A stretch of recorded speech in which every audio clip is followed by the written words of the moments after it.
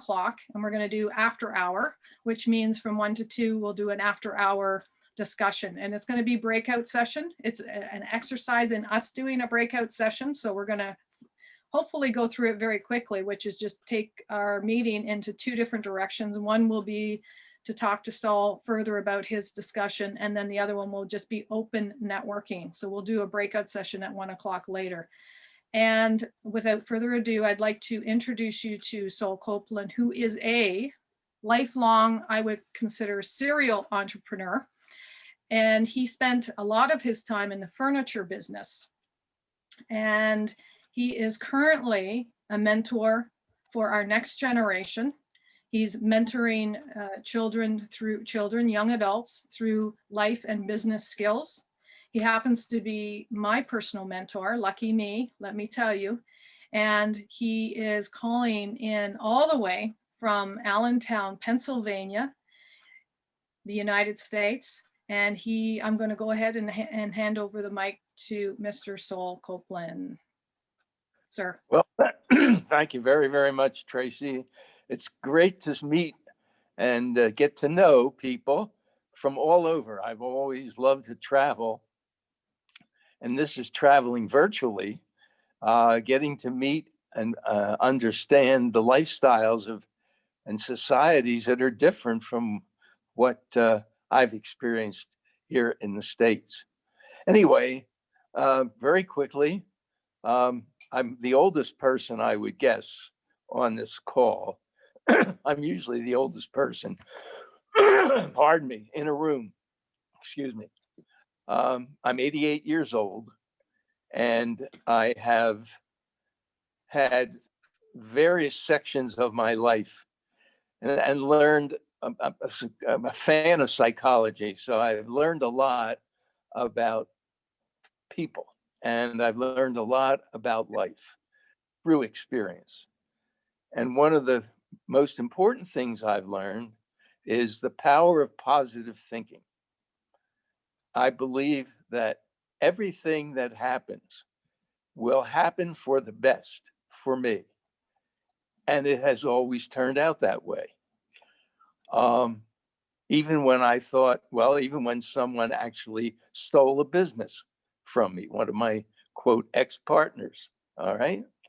It turned out that because he did, it led me to take on a different line, a new line, and became the most money-making line that I've ever sold. And incidentally, I have been in sales literally from the time I was 15 and 16 and learning business. My father started a business in 1928. If any of you know history, that was the year before the Great Depression started in 1929. A lot more to that story. But I've learned a lot of things I'll discuss in my 10-minute meeting, but I'm a survivor, and I'm a happy survivor. I've lived through 7 cancers, okay?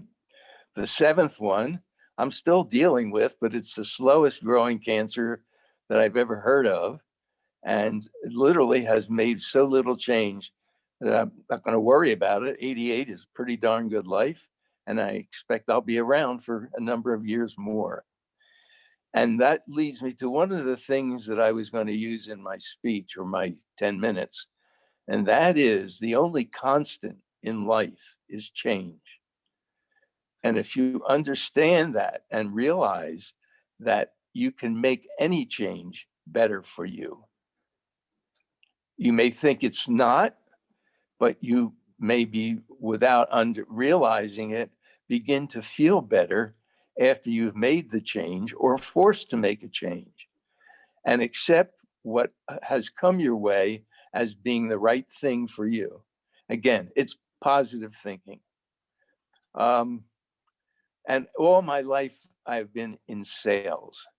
Now, I am not a typical entrepreneur, except that 15 years or so ago, I decided to think about retiring.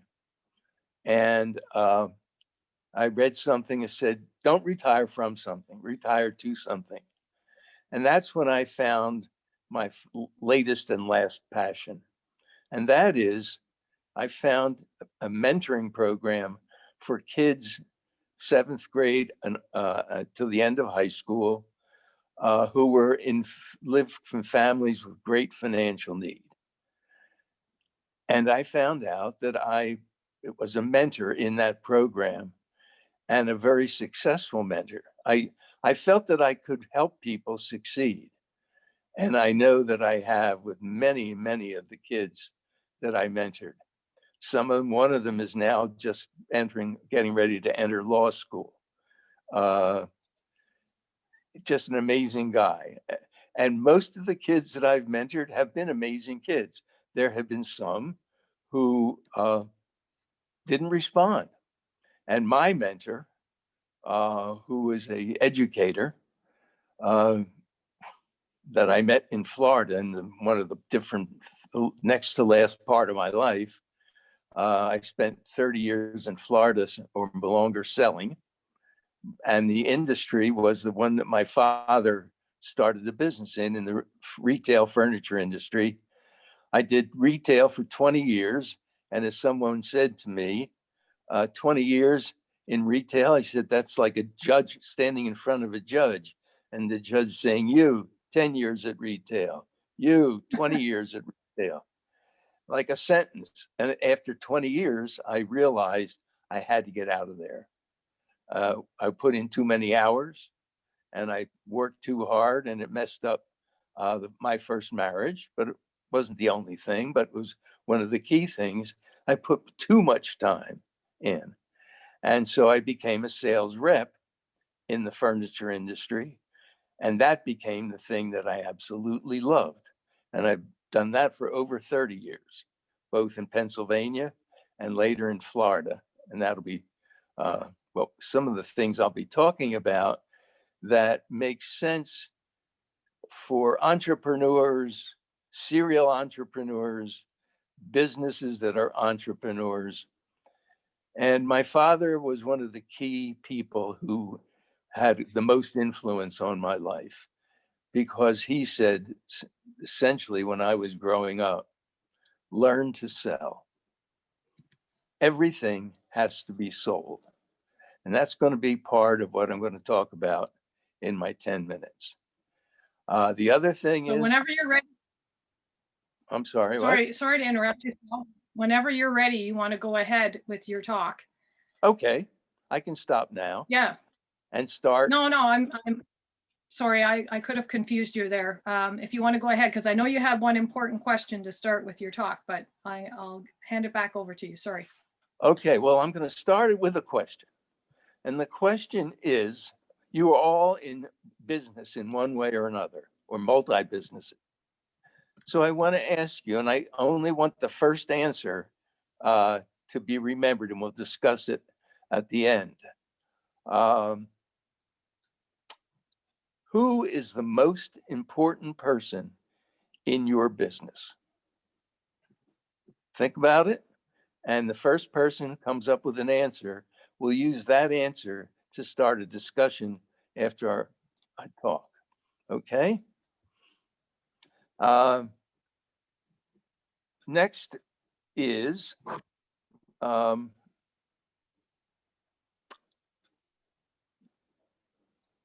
this is in general, discover what you enjoy doing. Whatever you enjoy doing, it's because generally you do it well. And that can be a start for thinking about what kind of business you want to start out in. Because if you go to work enjoying what you do, it's not work. It's going to be doing something you like to do. Generally, what you like to do, you do well. And that's a reinforcement to success, because what you do well often is very, very successful. And again, things change. I don't want to let that out. The only constant, you may be heading in one direction when you're 25 or 27, and suddenly realize after 10 years, or in my case, 20 years at retail, that, oh my God, I can't stand this anymore. But I learned a lot by being in retail, tremendous amount, and decided that what I knew was furniture. And as a sales rep for manufacturers, that became what I loved to do and enjoyed doing. And basically, because I worked mostly with smaller dealers, I'm going back into the years right after the Second World War, okay, when business was booming and people were coming back. It was not hard to make money in almost any business. So the uh, the the thing that I realized, and what I'm going to bring some of these points out, is first of all, if you fail to plan, if you fail to make a plan, you're planning to fail. It's a common expression, but it's very sensible. So whatever you're thinking of doing, think about your plan for making it successful. And that leads me to marketing. Okay. I think we all understand marketing, but what's important is how do you discover the best way to define the customer that you want to serve, that you want to reach. And so marketing first requires a discovery of yourself and of what you are planning to do. And then marketing leads to, as my father taught me, learn to sell. If you learn to sell, then the only thing you have to do is learn the product. You want to sell bakery? You want to sell cars? You want to sell railroad locomotives? You want to sell real estate? Whatever it is, everything, including ideas, have to be sold. Like Facebook, okay? One of the most successful sales, right? So probably everybody knows Gates and Melinda Gates and how much they are giving back, but how immensely wealthy they have become from one major source. And it wasn't a planned source. He never finished college. But he recognized that, gee, this is something that would be new and different and would be really great to have a place where people can meet at school at Harvard. And pretty soon, we know what it turned into. Education. And all of you who are doing some sort of business, if you've taken a BA, a college degree in business, great. If you've gone into an MBA, that sort of prepares you a little better for becoming an entrepreneur, because then you're looking at the administration of business. And as an entrepreneur and looking to expand and grow either in one area or multi areas, as I listen to you, many of you are doing multi things to make money. That's fine. And but getting an MBA, even while you're working, you can do it virtually in time that you probably have when everything is quiet. That will give you an opportunity to understand why you or how you might want to expand and become a major entrepreneur in a particular area. So what's entrepreneurship or business about? Well, it's about money. And money is pretty much what everybody thinks about in business. And so you need to learn the fundamentals of business accounting. In the beginning, you may have to do it for yourself. later on, if your business grows and becomes profitable, you can hire a good accountant, but you will have to understand what questions you need to give the answers to when your accountant tells you that you need to understand something. So learn the fundamentals of that, learn the fundamentals of finance and banking, because those are areas where you will be able to find ways to borrow money successfully, to build a business and get it going bigger and stronger and wider areas. One of the things that, whatever you really decide to do, it's a great idea to take a job or as an employee for at least 2 years in a particular business that you think you'd like to be in. Why? Because every business has a unique problems that you can't learn in as an MBA, getting an MBA or a BA in business or finance. Every business has something unique. And so if you find something that you love to do and enjoy doing, and you want to build on that and grow it, I suggest you work in some firm for at least 2 years, because you will learn a tremendous amount of what you need that will help you become successful just by learning some of the intricacies of various businesses. Other than that, I'm looking at some notes for myself. How do you define success? Do you define success as making a lot of money? Or you define success as enjoying life while you make enough money? That's me. I always wanted to be able to enjoy life.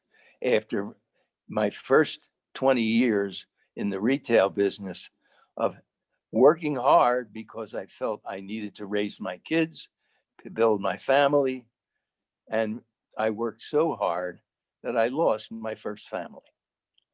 I didn't lose the kids, fortunately, although I came close. And Wow. so that led me on to what am I looking for? And that began to tell me, find something you love to do. And all the things that happened to me, we can discuss, by the way, afterwards in these various rooms that we're going to go out of. I'll go into details on any of these areas that you would like to hear about, what I've gone through, how I handled it, and how I made the changes that were necessary for me to enjoy life. If you can't enjoy life, what's the sense of living? Okay? You've got to find a way to enjoy life. And last and not least is something that I've done over the last 15 years. And that is to give back, because I consider myself the luckiest person you have ever met. No question about it. And it started with, I didn't pick my parents. You can't pick your parents. I got lucky with the parents that I had. Wonderful people, honorable people. And these are the thoughtful people, trustworthy people, people of integrity became my measure of the people I wanted to do business with, who I wanted to become social with. And now I am very happy with, because I have just limited myself to people of integrity. And that's what I teach the kids in mentoring. It's one of the first things that I let them understand is something that no one can steal from them. As Ben Franklin said, you can steal my wallet, you can steal my horse, you can steal my carriage, you can steal my clothes, You can steal all my money, but you can't steal my good name. My good name is who I am. And you will always be known by who you are, by how you act. And it's very, very important to be someone that is trustworthy, that is honest, that is honorable. Now, do people lie? Of course. People lie all the time. But the kind of lies that are told are ones generally to avoid hurting other people or to avoid putting yourself in an embarrassing position. So those kind of lies, everybody does. I'm not crazy. Okay. We'll talk about another portion of success in how one of the students, and Tracy had met that student because I started a club in high school in Sarasota, Florida. And if you want to hear this story, I'll tell it to you right now. Okay. Let's wrap up with the story. Yeah, it's a great story. Okay. This young woman I started a club, business and entrepreneur club at the high school in Sarasota, Florida, Booker High. And at the same time, shortly after that, I joined the Yes Group, where I met Tracy and met a lot of very, very interesting people in all sorts of businesses, from major entrepreneurs, multi-million-dollar entrepreneurs, to successful people in businesses, and other people like yourselves who are looking to become more successful. And this young woman who became president of the club, was called Stacks Club, because that meant stacks of money. And she was a very good student, but she also very creative hairstylist, and beautiful, all kinds of unique looks that she would change almost every few days as she came to school. She later got scholarship money and went on to Florida State University in Tallahassee, Florida, which is one of the major areas. In any state capital, there's always money around. Anyway, she wanted to go there. And as a freshman, she got a lot of scholarship money, some of which was mine. My wife and I started our own scholarship fund, funded permanent fund that paid out $2,500 to one male and one female graduate from the high school there. It was run through the community foundation. I have since brought it up here back to Pennsylvania. In any case, this young lady got to the school, and she was assigned a roommate. And it turned out that this roommate also liked business, but she had a connection with a wholesaler of clothing that young people loved, and she had a great eye. So together they formed a business that they started by going on Facebook. They hung a sheet on the wall, took their own pictures, each one, the one young woman learning or showing her various clothing that was all aimed at young people and youthful. And the one who graduated from our club was doing hairdos, and they took their own photos and started showing everything on Facebook, which was the connection to all the people in the school. And sure enough, very, very quickly, in the middle of their first year, they were earning enough money just from the kids in the school where they were each able to save $100 a week profit. Later on, people from outside the school began to hear about them. The word got out, especially to models, local models, and they started coming. And because of that, they brought in some of their professional photographers, and pretty soon, by the middle of their sophomore year, they were doing so much business that they were taking out $300 a week, each of them, profitable. Now to come to the end of the story. Well, first of all, I love the name. They created a name. They called it Vanity Affair. Loved it. Great logo. And they had professional people doing their photography for nothing. Okay. They were the photographers, friends of the models. So their costs were minimal and their exposure got greater and greater. The young woman from my school, when she graduated last year, she sent a check back to the scholarship fund for the total scholarship that she had received of $2,500 because she said, I want this to give back to someone who for another opportunity. That's what the last 15 years of my life have been giving back what I could offer: mentoring, life experience, business experience, to talk with kids.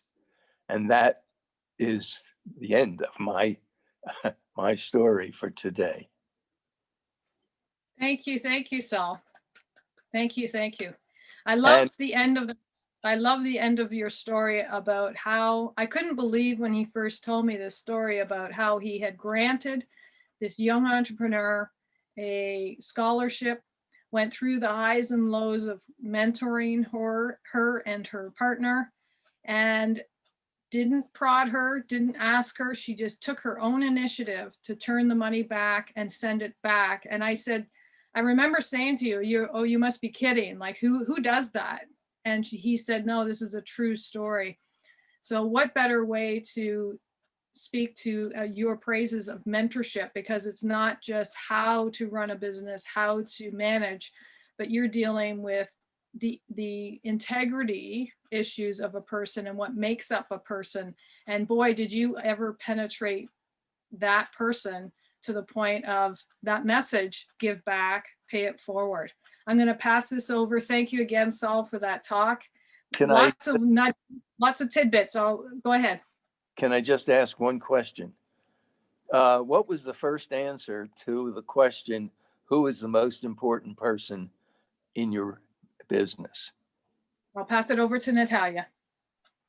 Who was the first answer, Natalia? I think I was the first answer on there, to be honest with you, because I don't see anybody's answers.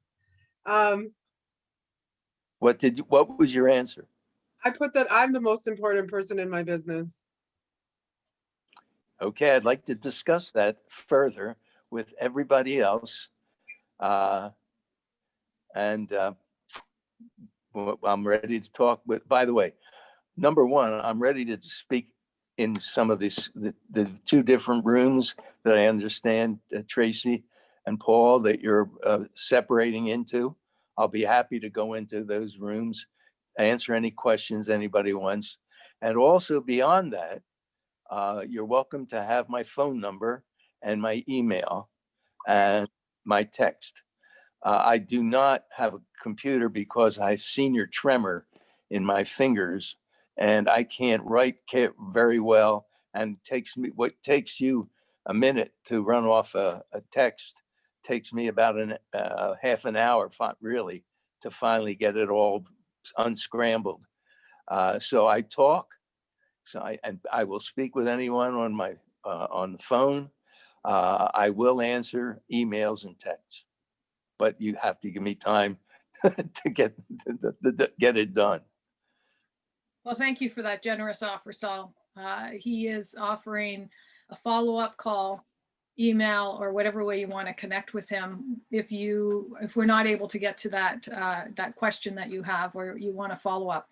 So having that said, I'm just going to pause for a second because we are past 1 o'clock. Do we want to just technically, Paul and Dwayne, stay in this room, or do you want to do breakout sessions? There's 8 people on the call, 6, 7, 8 people on the call. Should we just stay here or do breakouts? If we just stay here, I don't see the breakout option on my side.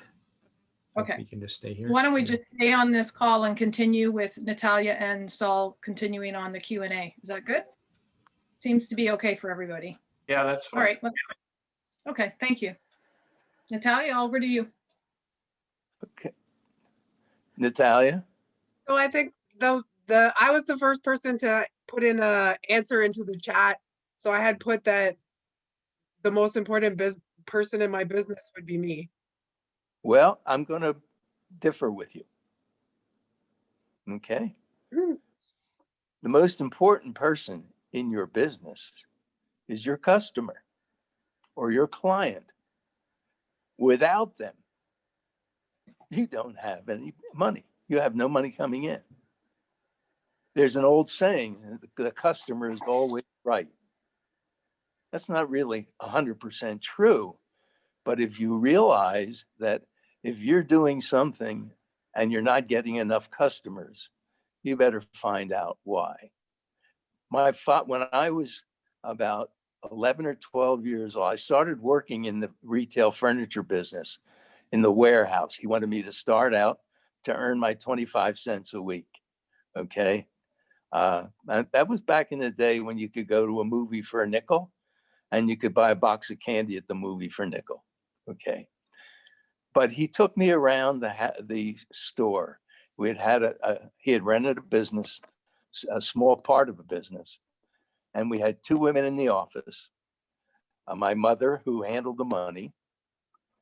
And he walked me past the office this day, and I'll never forget it. And he said, "You see Mrs. Lavery and Miss Powers?" He said, "We don't need them." Oh, okay. And we went out on the floor, and Rube Stein was a salesman on the floor. And he said, "You know Rube Stein?" "Yeah." "We don't need him."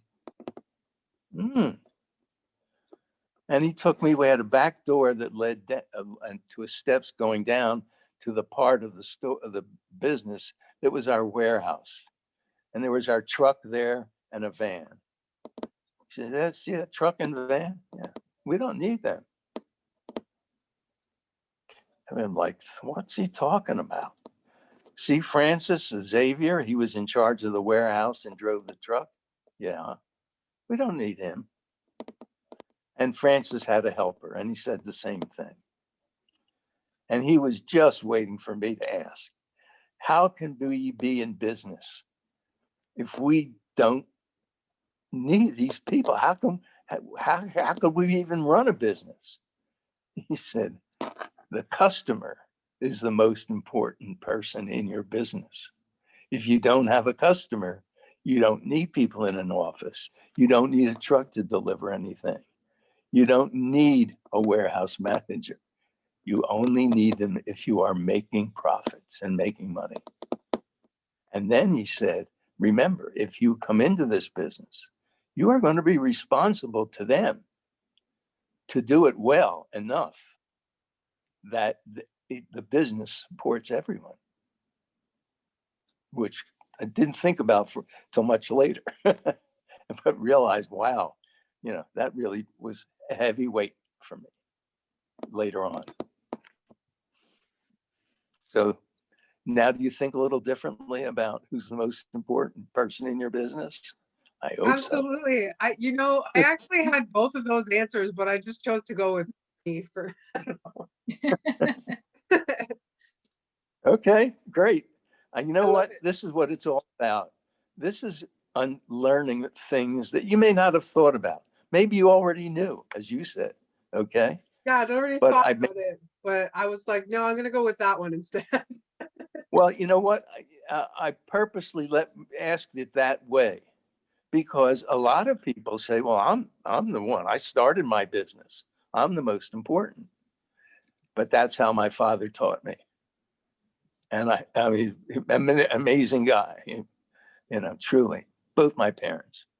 So as I said, I'm, the luckiest person in this room is me, and probably the oldest. I don't think anybody's 88 years old. Yeah, I was saying you're 88. You got like 2 forever symbols. That's right. You turn them upside down and you got 2 forever symbols going on there. So 88's a pretty good age if you ask me. It's yes, and I'm not finished. That's right. I'm not finished.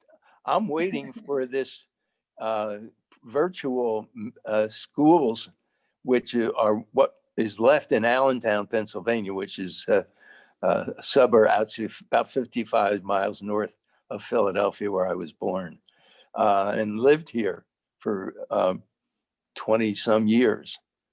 And when I left the retail business and became a sales rep in the furniture industry. And frankly, most of my customers became my friends. Mhm. I specialized in small businesses because I was really part of a small business and understood the needs uh, uh, and the sales. I mean, I could walk into any store first, in which I did, and walked through looking at what did I have in my bag that this customer does not have on their floor but could sell. And so I had the lines that I started with were 7 different lines, different kinds. One was an unfinished furniture line. One was that somebody helped me get. Another was a picture line. Another was a modern lamp line that was the first thing out of my bag when I found the store, because they paid commissions every 2 weeks, okay, or twice a month. And by the way, I took the attitude in selling.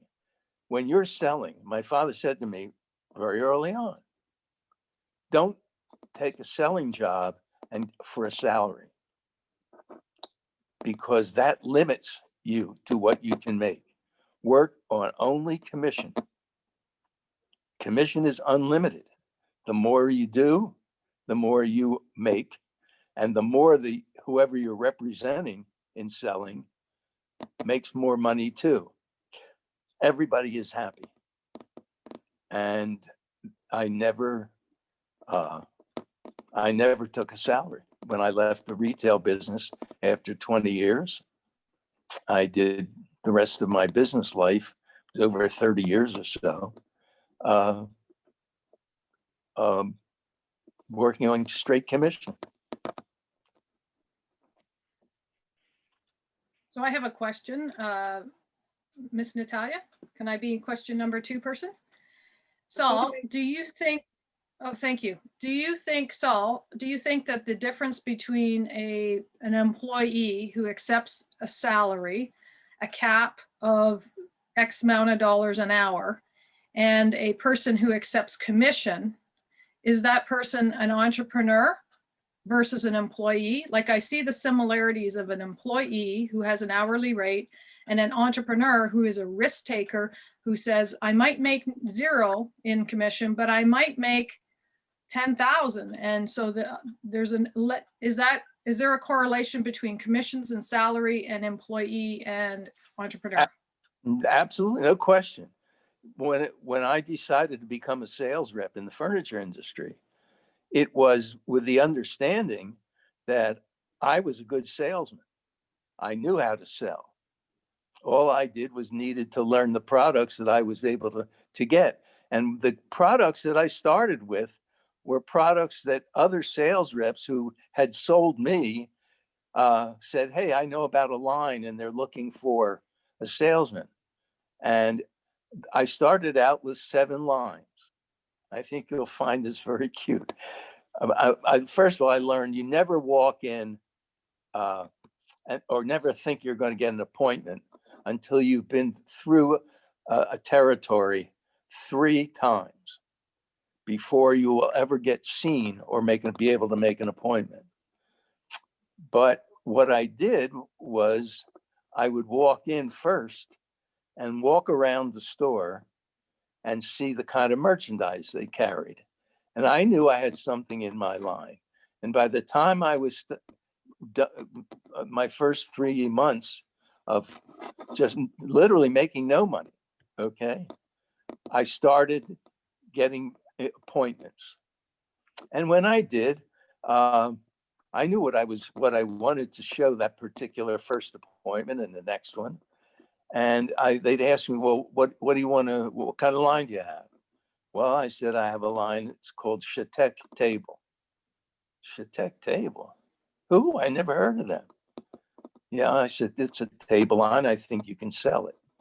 Another line was my lamp line. I forget the name already, but I mentioned the name. Nobody knew about it. It was a small manufacturer in Brooklyn, New York. Okay, but they made the kind of thing that I liked to sell and knew I could find stores that could sell it. And after hearing, 3 or 4, who, after about my second or third trip through the territories actually selling, when somebody would ask me what I carry, I would say, I carry the owl lines. And they'd say, who? I'd say, the owl lines. Who?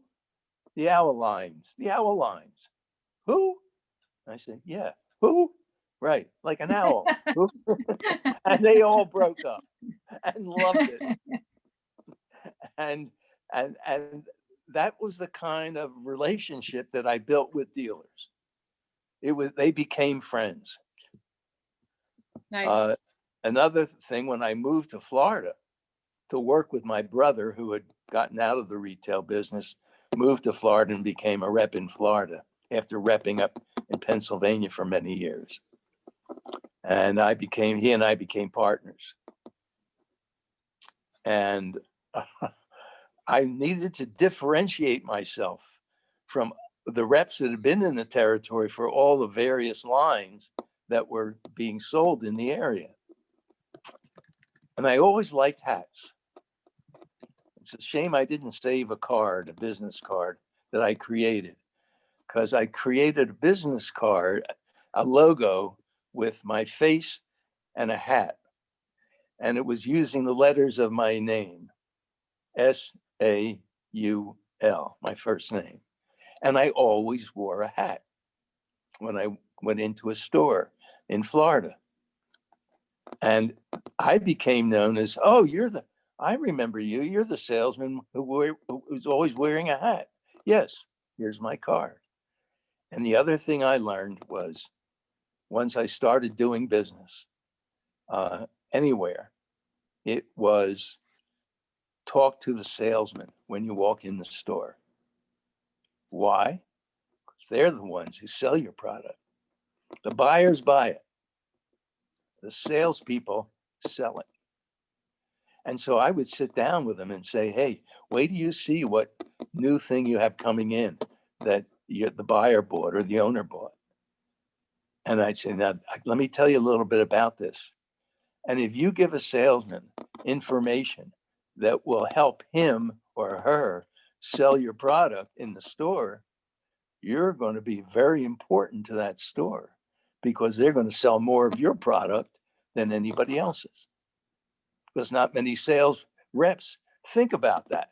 I got to sell the store. I got to sell the buyer. I got to sell the owner. Yeah, I got to sell the person that sells the merchandise. And when I did that, I learned that, by the way, from a cousin of mine who we started in the furniture business and became a rep, a very successful one. And he was the one that said to me, look, don't just go to the buyer, talk to the salespeople. Two different people. You're working both angles. You're the Absolutely. buyer and the seller. Yeah. That's And brilliant, actually. I'd let the buyers know that I talked to the salespeople and that I gave them information that will help them sell more. And sure enough, they sold more of my product. And all of a sudden, my products were very, very valuable to the store. Yeah, that's a great point. I never would have thought of that. When you go into a store, I would directly go to the buyer and bypass the salesperson, but you're saying to do both, and you have different strategies in dealing with both audiences. Thank you for answering that question. Natalia. Does anybody else might have a question? Marie or Paul? I can see Marie thinking. Me too. If not, I'll ask a question. I would actually like to know more about the mentorship program that you are part of. Okay. And like I'm trying to think of a specific question here. I can give you the answer. Okay. You just go Before ahead, you Paul. ask I the just want to know more about your the mentorship program and the kids that you Okay. help out. It all started when I read an article when I was starting to think about retiring. I didn't retire till I was 75, okay? Because I loved what I was doing. And to me, it wasn't work. I mean, I was going and meeting people that I liked and doing business, and we were both successful. Because if you're only successful selling them once and they don't resell the article, you're not doing the job right, okay? So, but I started to think, and I had read an article that said, don't retire from something, retire to something. And then very shortly thereafter, I saw an advertisement for an organization in Florida called Take Stock in Children. And it was an organization that it's run on a county by county basis, by the way. There's 67 counties in Florida, and each county has their own operation. But what it does, it provides money for scholarships for kids of need, for college, 2 and 4 year college scholarships. And they sign up in 7th grade. They're all supposedly, they are all given the opportunity to sign up. And I learned very often that one of the biggest problems was the fact that most of the kids in Florida who were falling behind were kids who were Black or Hispanic, and who in many, many cases came from families that had either one mother or were being raised by grandparents. Anyway, it provided scholarship money. And they were looking out, and one of the requirements was, in addition to having the parents say that they make sure the kids would do their homework, never happened, or almost never happened. Okay. But the requirement was that the kid had to meet with a mentor that was assigned to the kid when he got signed up and was accepted in the program. And it was based on the 2 and 4 year college. Okay. And it was $2,500 per student. And they had each county. Some counties had very few students because they were out in the middle of boondocks. Others, like Sarasota, one of the better cities in Florida, and with a lot of money from retirees in the area, they had a lot of money. And they were able every year to provide scholarships for anywhere from the smallest, the worst year that I experienced was about 18 scholarships. And the best was 60 scholarships that year, all because one of the major funding areas was providing a matching fund. If everybody would put in X number of dollars, they would match it. And that was the year they had 60, a couple of years they had 60 scholarships. But in Sarasota, they usually had anywhere from 18 to about 25, 26 scholarships. And again, the requirement was that the student meet with the mentor 1 day a week, either at lunch or after school program time. Well, I always felt that I knew that if you went into a lunchroom with kids, forget about it. You wouldn't even be heard. You couldn't be heard over the din, and you couldn't get anybody's attention because they were always looking at their other buddies. So I decided that I would bring lunch And I would ask each kid that I started mentoring, what kind of sub do you like? And I'll bring a really nice one from the giant food store. Oh, okay. And they'd give me a sub. That way I could meet with them in a private room and talk with them privately. They only had a half to, in some cases, 3/4 of an hour for lunch. But I could sit with them quietly. I brought them something they liked, which of course they liked the idea. I remembered the food at schools that was boring and just had no taste, and generally speaking, more like cardboard. And anyway, it was healthy. And I'd bring them a bottle of water, and we would sit and we would talk. And the first thing, because I learned from my mentor, who was an educator and who had started a mentoring program, and it was now over 45 years old. He was in New York. He was raised in Florida, educated in New York, and had his doctorate in education and did doctorate programs in Sarasota, Florida. And in any case, he became my mentor. We were put together on an organization to help schools, and he and I just clicked. And he literally talked to me. He was Black. He is Black. And he and I became extremely close friends. And he helped me understand how different the Black society was compared to the white society. And in many cases, the Hispanic society, different. And so he taught me some of the things that I learned to do. Others I did instinctively.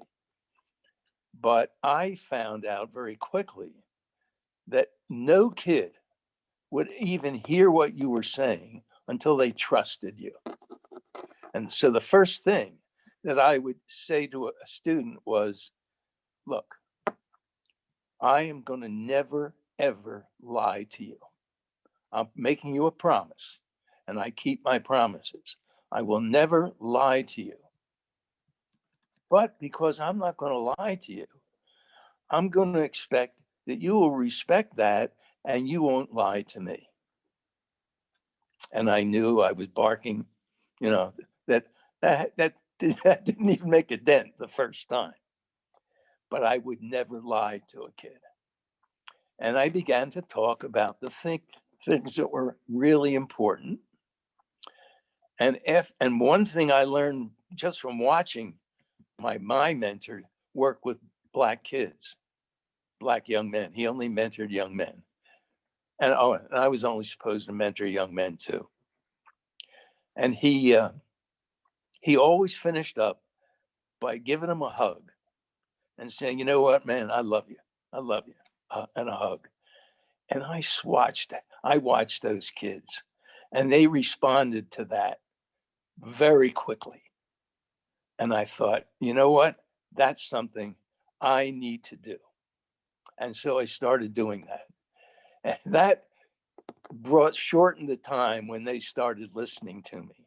To after the third or fourth or fifth meeting, they were beginning to hear me and listen and ask me questions and talk about some of the things that I would ask them about.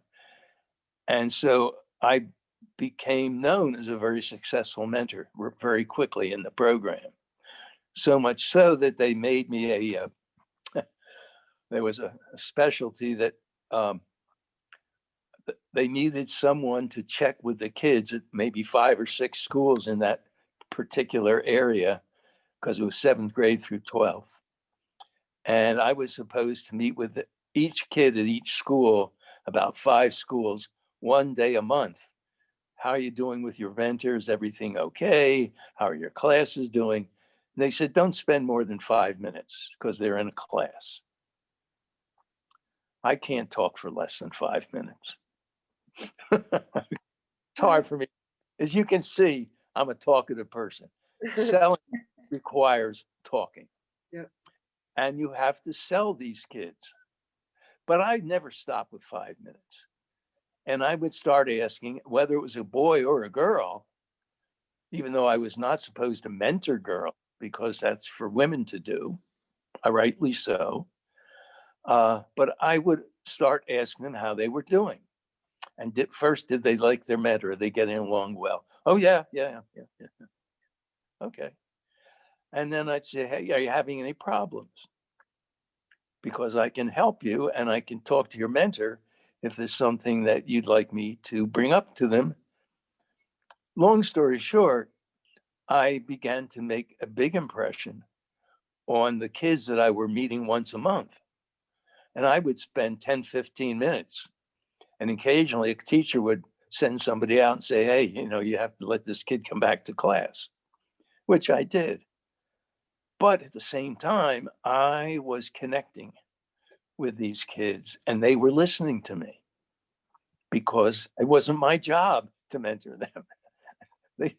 They just began to realize that I cared about them. And I have one story that was just incredible with one young woman, one young girl. If you want to hear it, I can spend some time talking about it. But it taught me something. Sure, we can wrap up with this story. This would be great. Go ahead, Saul. Okay. I would meet her.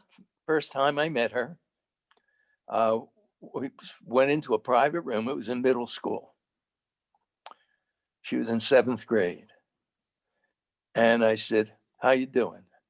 And I'm here to mentor you once a month. See how you're doing with your mentor. And I'm doing fine. Like that.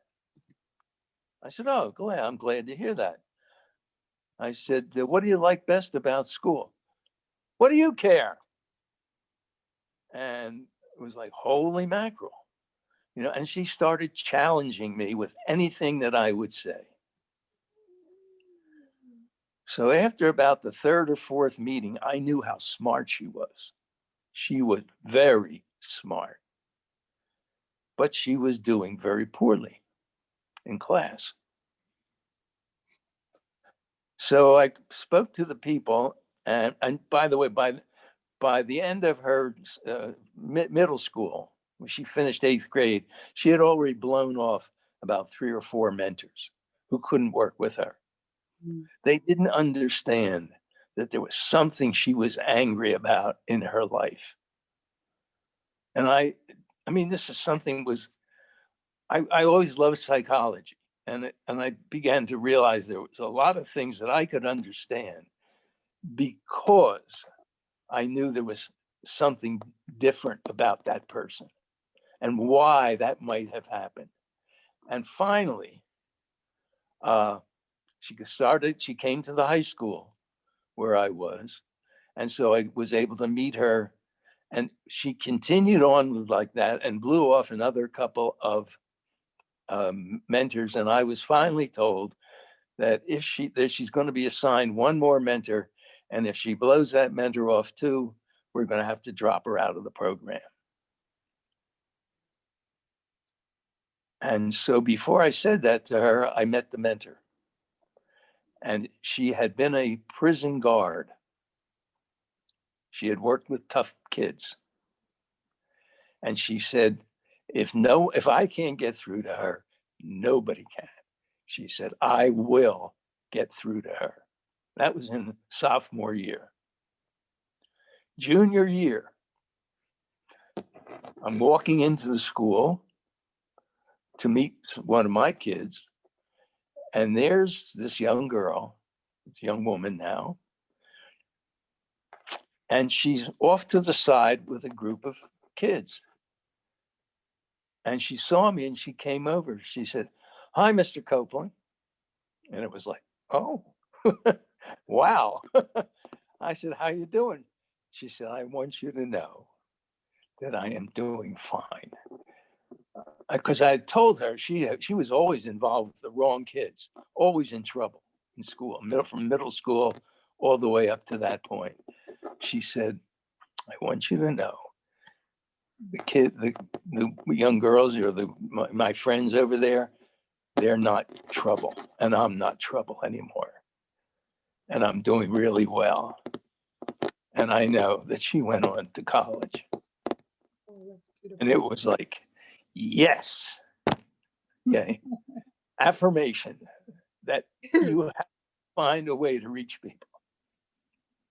And so my mentoring, my life in mentoring has really been the most valuable part of my life, because it's my way of helping people who might not succeed without that, helping them to succeed. Do I win every battle?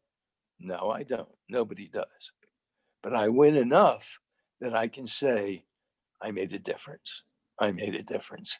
And the feedback from the ones that I made a difference with still stay in touch with me. And how are you doing? I have a question for you. What do you suggest I do in? Just all sorts of things. And so I speak, maybe once or twice a year to maybe 7 or 8, 9 students that have been involved with. Guys, mostly, and a couple of girls who I somehow made a difference with. That's beautiful, Saul. You've got me in tears. But When I think about it, I get myself in tears. I'm a I'm very emotional sure. person. You know, it gets me in tears because I lived in a low income neighborhood and I saw a lot of people fall through the cracks. Actually, I have a lot of friends who are still falling through the cracks, you know? So it's my heart. Thank you so much for answering that question so well. Well, one of the people who I don't know if tuned in or not, Ismail Arsaleh. Tracy, has Ismail called in or come He in? is not on the call. He is not He's on the not? call, but he will receive this recording. So he's Good. not on the call, but he'll get this recording. So go ahead. This is a guy who I think you will find valuable. And he's a good friend of mine. And I met him because he was an assistant to the mayor of Allentown. The mayor of Allentown, he told me, had been a principal at a primary school in Allentown, was very much interested in education. And I brought all of the information about the Take Stock in Children program to him. And he introduced me to the mayor. And I had a meeting with the mayor.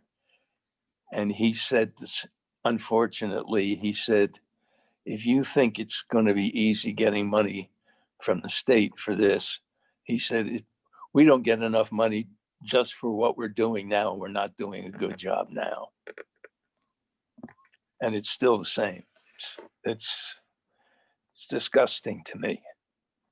Well, it heavily, mentorship heavily relies on what Saul and I both do in our own volunteer time. I do it formally through Big Sisters and Big Brothers, which is a formal organization. Saul does it through his own initiative through the Stacks program in Sarasota, in the city of Sarasota, and eventually in Allentown, where he is right now.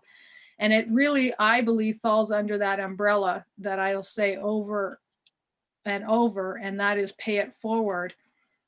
In terms of, if we are privileged enough to live the life that we live right now, what better way to stay in that gratefulness, that abundant, that life is half full glass way that we do as entrepreneurs. And I think we have that in common. We may falter or fall from time to time, but I think in general terms, we live this abundant lifestyle. We can make our own hours. We can take jobs if we want. We can explore as an entrepreneur avenues that someone who's in a job cannot do.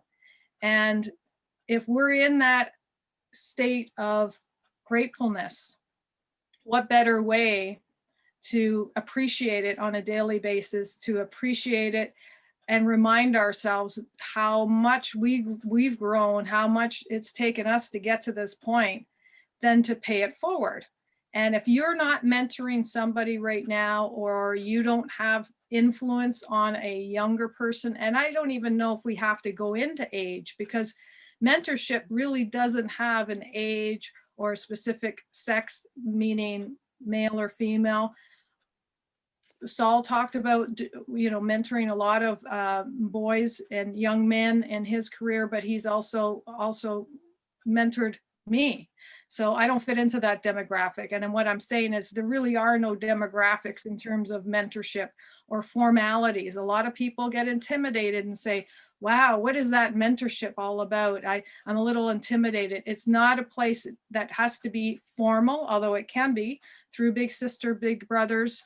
I went to become a big sister. It took me an entire year to go through the process. And thank goodness, because I wanted them to make sure that I was the right person. I wanted to make sure I was the right person. And I don't take that position lightly. It is something that when you do find somebody that you look up to, that you appreciate, like I did with Saul, getting to know him over a couple of years. We didn't form that relationship right away. We formed a bond over the Yes Group and getting to know each other as colleagues, and then as friends, and then as snowbirds. And then eventually he talked about his mentorship program and that he had a few openings. And I said, what? You don't have to ask me twice. How can I fill that position? And we've become, mentor-mentee relationships in terms of, I have thoughtful questions I ask him each week. He has, I don't think he rehearses it because he speaks honestly and truthfully. He just answers the question the way he sees it. He pulls from his background, his experience. And what I like about his mentorship, and it really is interesting, what's most important to me is the trust factor that he mentioned earlier. And that is, you can't just say, okay, I trust you. Or here's a badge, or here's something, I trust you. A trust is only something that you can earn, and it can be done over time, and it can be done with consistency and honesty. And that's what's called a great relationship. And you foster that through answering the questions thoughtfully. And, Saul said at the very beginning of the talk, I think it was Benjamin Franklin had said, if I'm correct in saying that, you can steal all of the things from me, my money, my watch, my riches, but you can't steal my integrity. So that's something that if you have good integrity, if you have success in what you do and you feel good as a person, pay it forward, find someone who needs a hand, and also know that they're going to be shy about asking for that relationship. So it doesn't have to be something, as I said, formal through big brothers, big sisters. It could just be, you could see someone struggling and you might say, I have 2 ears and only one mouth. So how about I ask a question and listen twice to what you have to say? And sometimes that's all it takes, is listening and relearning that art of listening to that person who is crying out inside. And Natalia, you shared with us earlier that Sal's talk resonated with you. The kids that he's helping, the young adults that he's helping, that I've certainly helped through my organization. I know Maria's helped, and Paul has also helped lots of the next generation coming up. They're crying inside. They are also very shy. And I remember one of the classes I taught, I couldn't believe what they put on the agenda for me to teach these children. I had to read it 3 times. And the lesson I was there to teach them in one entire hour, which is a long time to captivate the audience of, 30 kids, was how to shake hands. It was a grade 6 class. But you know what? Why would they have ever shaken anybody's hand at that point? They never did. They didn't understand how to do it. They felt shy. They didn't know, was it right, left? How long do you hold the hand? What's eye contact? I mean, these things are basic things that you and I take for granted because we're so good at it. We have this thing called unconscious competence, meaning we're so competent at talking and meeting people that we don't even really think about it. It's so natural. But remember what it was like when you had to do it for the first time? Go to a Christmas party at a family function and you saw someone across the room you didn't know, and it was Uncle so-and-so, and you had to go meet them. And just that fear. And I think that fear is in every one of us, no matter how old we are. When we enter into this new phase of, oh my gosh, this is so new to me, getting out of my comfort zone is something that we as mentors help them do. And how do we do that? baby steps, one step at a time, listening and offering our services to the next generation, or even just a colleague across the room you see that might be struggling. And how do you do that? You call it an accountability partner. Like Natalia and I have formed a friendship, but also an accountability partnership, which is she tells me what goals she has, or even just one goal that she's after. And I take interest and I say, how is it going? I can see you're doing great. I can see you've met that goal. How can I help you reach that goal faster, easier, or with more fun? And she says, wow, you could do this for me, or I could do this for you. And the friendships that we have formed through the Entrepreneurs Group has been very much a privilege to me. So I again thank everybody for being on the call. Thank you for investing in this group that I became so enamored with going to, as John Greer, my original mentor that Saul knows from the Yes Group, one of them, he used to say, why does he come back to Yes every week, which was Young Entrepreneurs of Sarasota? He said, so I can get up and stand up and say, yes. And that's what he used to do. And literally, he would literally get up and say yes at the beginning of the meeting. So it gives us energy. It gives us comfort knowing that we're here together, that we're not having to do this whole entrepreneur thing alone, because it can be isolating. Let's face it. It can be some days thinking, I feel like I'm just me, myself, and I. And that's okay too. We chose this path. We have this freedom, but it's also great to know that we also have a support team, a support group of people around us that say, I've been there, Natalia, I've been there, Marie, or you're awesome. And Paul, thank you for being on the call. Thank you for hosting this call, Saul. Thank you for your talk. The nuggets I'm going to send out to the group, because I've been ferociously taking notes as to some of your, as you're talking through either the story or you're encapsulating a lesson. I've taken those down. So I'm going to send that out to the group as just simple reminders. How can you take that same saying, if you fail to plan, you plan to fail. That's one that I always remember my teacher saying and going, hogwash, that's crazy. Why do they keep saying that? Until I realized there's some truth to that. There is actually some truth to, if you fail to plan, write down your notes, do your homework, whatever way that means to you, then you will look at Miss Natalia's got her homework hanging up. She's already got it right in front of her, her book of mini, her journal. Poop to do. I love her to-do book. And whatever way works for you, whatever that means. Planning is critical. Sometimes planning is just closing your eyes and mentally going through the process of meeting somebody and selling them your product. That could be your form of preparing. And showing up is another big thing. So showing up and being present and listening and participating is also a great thing. And I'll finally wrap up by just saying feedback is critical at this stage. We are starting this group from scratch. This is a great opportunity for you to be part of the founding team. I consider you all founders, helping me to co-found this group. So tell me how we can make it better. Participate in ways that might make you stretch, that might make you say, I've never done a Q&A today, Miss Natalia, but she did a great job. She was managing the chat room. She was asking questions.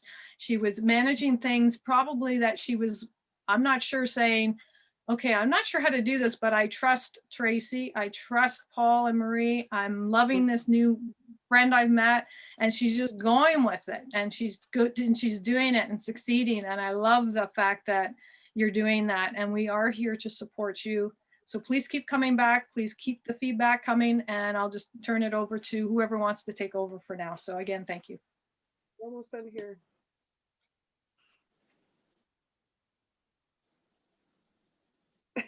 Somebody can talk. We have 10 minutes.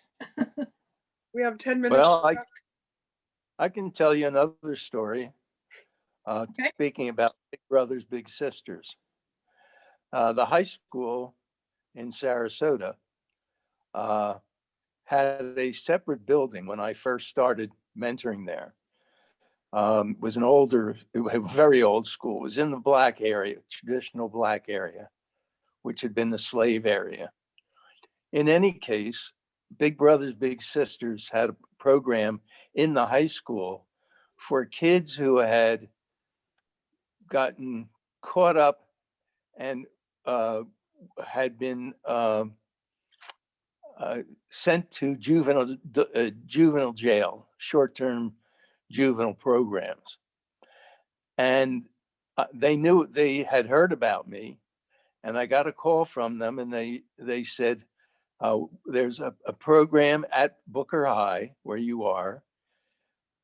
Students are separated from the regular group, and we have one young man who got into trouble, and we think we would like you to become a mentor to him.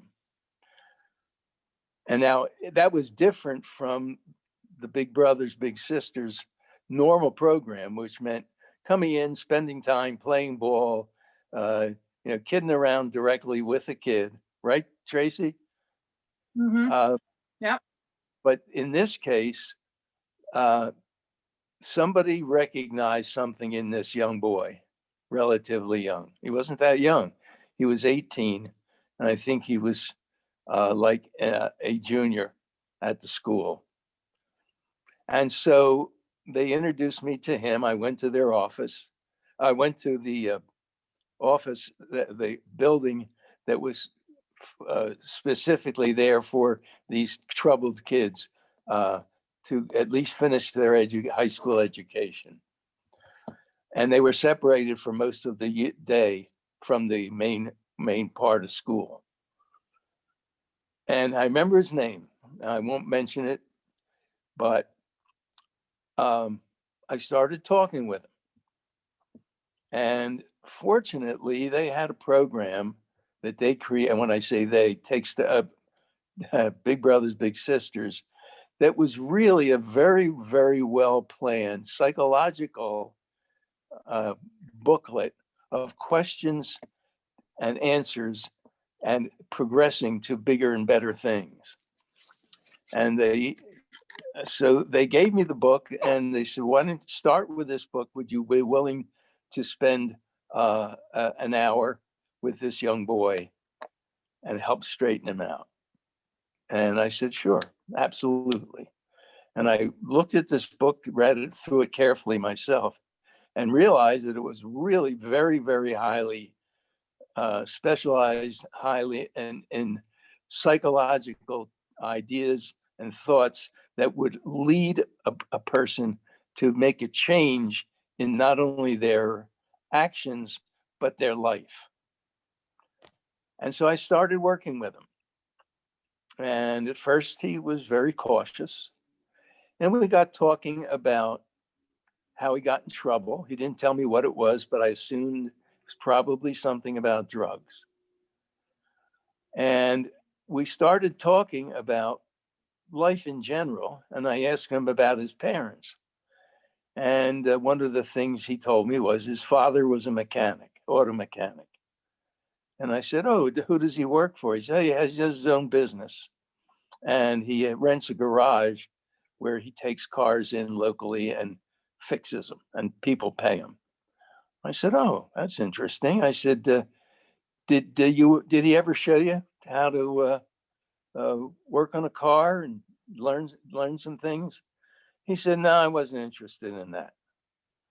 I said, well, this is something that you could do and learn from your father that he would probably be thrilled to teach you. And it would be a way for you to make money and learn a business. And so he said, well, I don't know. Anyway, we got to talking about doing the right thing. And one of the questions led to If your family was hungry,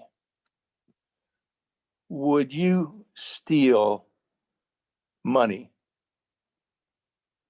to, would you, in order to make sure they had enough food? And he said, of course. I said, really? Of course? Yeah. If my family was hungry and I didn't have any money and I didn't have a job, yeah, I would steal to provide food for my family.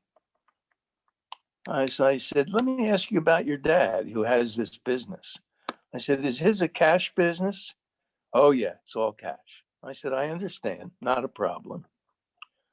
I said, but suppose your dad is walking home from work.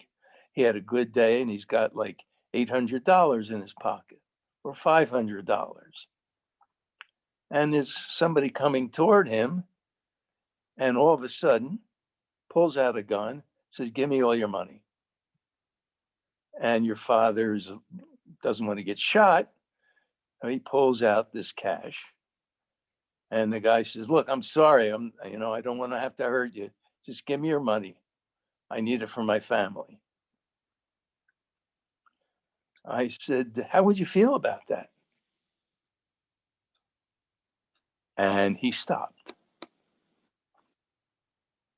And I said, that sounds like something you'd be willing to do.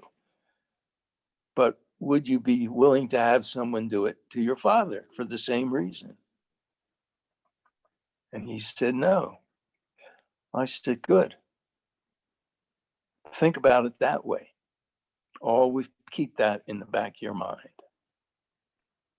That's a very interesting story. I hear what you're saying about changing somebody's perspective through mentorship is life-changing and altering their career path, their life path, I should say, Well, in let me tell ways you that, what it led. I'm okay, sorry. Let me tell you what it led to. I didn't know this, but when we got to that part of the conversation, he said, I don't know if anybody else knows this. He said, but I have a child with a woman, an older woman. I said, really? Yeah. He said, I have a daughter. I said, how do you want your daughter to grow up? How are you able to provide any money for your daughter where you are now? Well, no, I really can't, but I love her. I said, yeah. I said, but how do you expect her to grow up and raise a family without problems, thinking the way you have thought? And he said, I never looked at it that way. I said, yeah, that's the next generation. You are the right, one who's going to be the most important person probably in her life. And shortly thereafter, he started telling me about his daughter and what he was starting to go to work, whatever he could do, so he could provide some money for the mother who was raising the daughter. And later on, after he had graduated, we stayed in touch. He finished high school, and he wonderful, started working for his father, and had a second daughter with the same woman. wonderful, And but he now understood that this was something that he could pass forward and break the cycle, right. and And change a family from poverty and and and crime to a person who can live a good life, and your grandchildren will have you as a grandfather, as well as your children growing up having you as a father, and you will be teaching them the right thing to do for the rest of their lives and on into the future. I said, you're the beginning of their future. And he did. beautiful. He did. Beautiful. Well said. Well said, Saul. Thank you so much. I'm going to have to wrap up. It's at the top of the hour, but what a great way, what a great story to end our talk today. Pay it forward. Come on back, though. We love to see you all. Have a great, wonderful day. And thanks again for everybody's help. When's the next meeting? Thank you all. All right. Next week, same time, same bat channel. Okay. Do you have a speaker for next meeting? We do. Dwayne is going to be speaking about the color of money. And I'll leave it at Oh, that. The color Okay, of money. great. Okay. Okay. Okay. Thank you, don't Paul. mind if Thank you, you everybody. don't Take mind care. if I come in and listen in? Please I'll- join I'll- us anytime. I'll mute my microphone. Oh, no, you.